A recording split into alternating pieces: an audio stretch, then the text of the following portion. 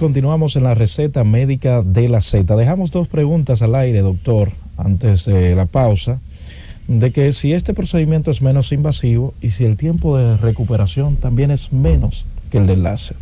Sí, definitivamente es el procedimiento menos invasivo que existe para el tratamiento de la glándula prostática, de la hiperplasia glandular prostática.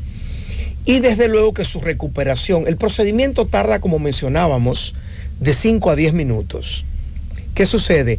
Como eso actúa a través de un vapor de agua, nosotros lo que hacemos es insertar una aguja que emite agua caliente, un vapor de agua a presión, y eso genera una apoptosis, hay una necrosis o una muerte celular que puede tardar el resultado de 1 a 3 meses. Importante, el procedimiento es corto, de 5 a 10 minutos realizarlo. El paciente se va a casa el mismo día, como decía el doctor Mateo hace un momentito, en 20, 30 minutos se puede ir a la casa. Yo habitualmente lo dejo un poco más para ver el color de la orina, monitorizarlo allí, porque generalmente hay un poquito de hematuria rosadita mínima, como color gasolina o vino rosado, que no tiene que inquietar al paciente, ni a la familia, desde luego.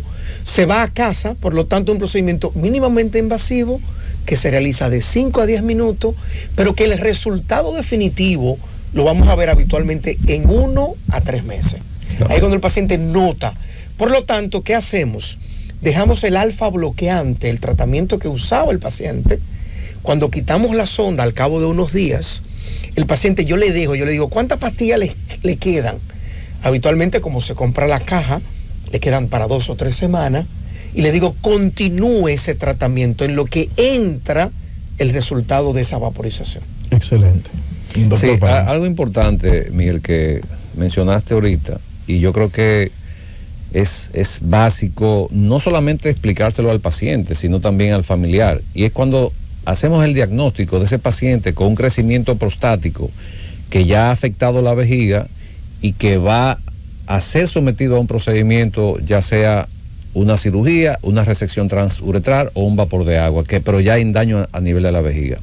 Este paciente es importante concientizarlo. ¿Por qué? Porque ese paciente va a quedar con una sintomatología, con una molestia después del tratamiento. ¿Y qué dice el paciente? Bueno, que la cirugía, el procedimiento no funcionó. No, el problema es que usted tiene dos condiciones. Tiene una condición obstructiva por el crecimiento de la próstata y tiene una condición funcional de la vejiga. Y la vejiga no se opera, la vejiga no se recupera cuando hay un daño ya muy importante. Entonces, este paciente con tratamiento crónico, tratamiento de muchos años, que se produce un daño vesical, el cerebro se acostumbra a esos daños y el paciente se acostumbra. Incluso yo he tenido pacientes que usan Pampers y se acostumbran ellos a usar ese tipo de dispositivo. Entonces, este paciente, aunque se opere, aunque se desobstruya, va a seguir con síntomas urinarios. Y quiero que nos oriente un poco, tanto a nosotros como a los radioyentes, con relación a esa parte que es importante mencionársela al paciente antes de someterlo a un procedimiento. Bueno, interesantísimo ese comentario, en el sentido de que estamos actualmente viviendo una necesidad de un resultado inmediato.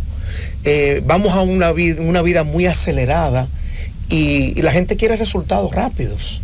Y realmente, yo decía el otro día en redes que no es una varita mágica, que cuando usted se opera pasa siempre por un proceso de recuperación. Entonces a veces el paciente lo intervenimos y quiere que al quitar la sonda orinar espontáneamente y sin ardor. Entonces cualquier procedimiento que hagamos en un paciente implica una agresión al organismo. Es más, ponemos una inyección en el brazo y tú tienes una reacción subcutánea, claro, dolor, inflamación. Y puede morirse un paciente con una inyección. Porque entonces, depende mucho de la expectativa del paciente. Entonces, es importante a quienes nos escuchan, aunque usted se haga un procedimiento mínimamente invasivo, no es no invasivo, es mínimamente invasivo. Entonces, tiene algún tipo de invasión. Y por tanto, también depende mucho la expectativa que llevemos al paciente para explicarle. Entonces uno le dice, no, se va a recuperar más rápido. Sí, pero antes era una herida, 3 meses en casa, una faja, que cuando llueve siempre las abuelas dicen que les duele la herida. Sí. O sea, Hemos cambiado todo eso que implicaba infección de la herida quirúrgica, dolor, que cuando la gente tosía implicaba pues molestia en la tos.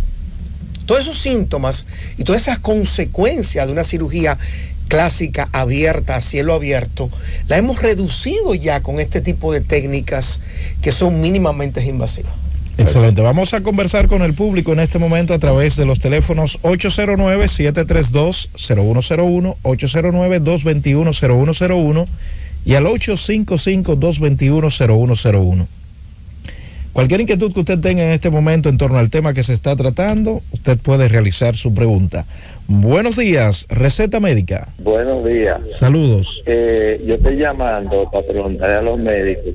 Yo me hice una sonografía y sí, me salió litiasis renal bilateral, pérdida de la relación córtico medular. Yo soy paciente de urología. Yo tuve cáncer hace 15 años, pero no he sentido más nada. Eso es un mes y pico tengo yo así, que cuando voy a orinar me duele el caño de la orina por dentro. Entonces, si no llego pronto al baño, se me sale una o dos goticas de orina. Muchas gracias. Adelante, doctor. Bueno, muy buena pregunta, que hay una combinación de varias cosas. Primero es que la microlitiasis, por ultrasonido, por sonografía, muchas veces hay muchos falsos positivos. Yo prefiero más bien una tomografía, porque cuando hay calcificaciones, cuando hay vasos, muchas veces es difícil la microlitiasis diagnosticarla por sonografía. Generalmente yo opto, cuando veo esto, llegar a hacer una tomografía para confirmar, porque hay muchas sonografías que reportan eso y no realmente no existen. En la parte de que hay una afectación de la relación córtico-medular, es que el riñón tiene una corteza y una médula. Para que entiendas, es como un fruto. La parte externa es la funcional y la corteza es la que excreta, la médula. Entonces, ¿qué sucede? Cuando eso se ha perdido, habla habitualmente de una insuficiencia renal crónica. Habría que ver, confirmar eso, habría que ver cómo está la función renal, y la insuficiencia renal son de tipo prerrenal, generalmente la hipertensión, la diabetes, el daño vascular y las enfermedades como la glomerulonefritis que afectan el riñón, y la postrenal, que es la que nosotros vemos. Me llama la atención, no supimos si en la sonografía había hidronefrosis, porque si hay hidronefrosis significa que hay un daño o una obstrucción después del riñón, de la vía urinaria. Sería interesante.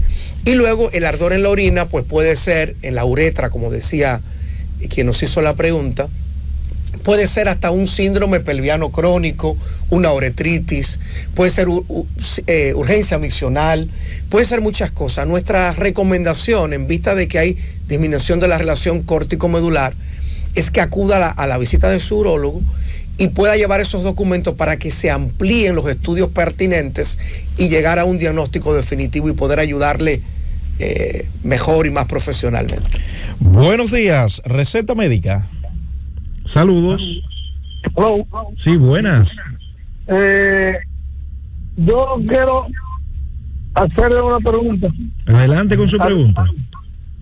Yo fui operado de próstata, tenía la próstata grande, me quitaron alrededor lo que tenía.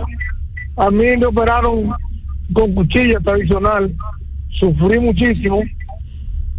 En la eyaculación, en los primeros años, mi eyaculación era como una babita, y ahora orino mucho, si me tomo 2 o 3 cervezas, me tomo mucho líquido, pues no soporto, y a veces me salen los pipí.